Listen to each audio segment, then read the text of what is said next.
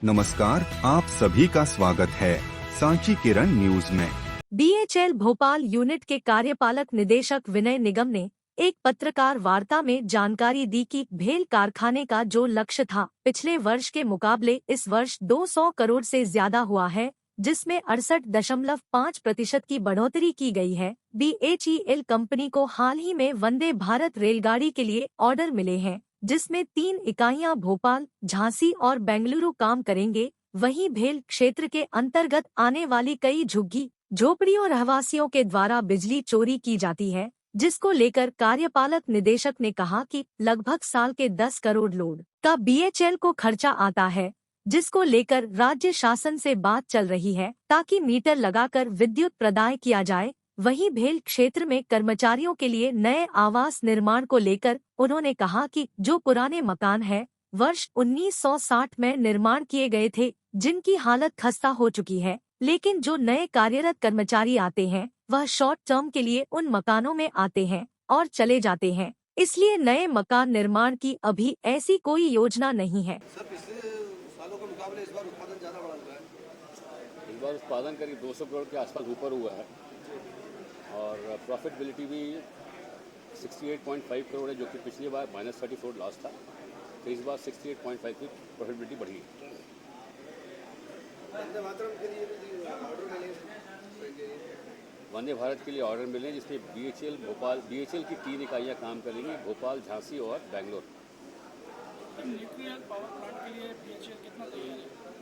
अब BHEL nuclear power में turbine, उसके बाद ट्रांसफार्मर्स, हीट एक्सचेंजर्स और प्राइमरी कूलेंट देने के लिए और उससे रिलेटेड इक्विपमेंट देने के लिए सक्षम है।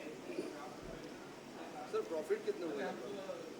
बीएचईएल भोपाल का प्रॉफिट 68.5 करोड़ है और कारपोरेशन का 450 करोड़ है आफ्टर टैक्स।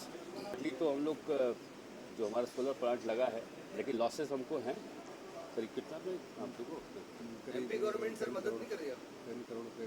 10 करोड़ का एनुअली हमको लॉस होता है because of energy. MP government से सर आपकी बात? एमपी गवर्नमेंट से हमारी राज्य शासन से हम लोग चर्चा में हैं और उन्होंने आश्वस्त किया कि जिस तरह से कुछ एरिया में इन्होंने झुग्गियों में कुछ दिए हैं मीटर्स और वहाँ डिस्ट्रीब्यूट शुरू किया है, ये और जो क्रिटिकल एरिया है वहाँ भी एक्सटेंड करने की बात चल रही है। शॉर्टली उनका प्रपोजल आने वाला है हमारे पास। तो कई बार देखने को मिलता है सर, आपके जो अतिक्रमण अधिकारी हैं या आपका स्टाफ जाता है तो उनके साथ भी मारपीट किया जाता है, हमला किया जाता है।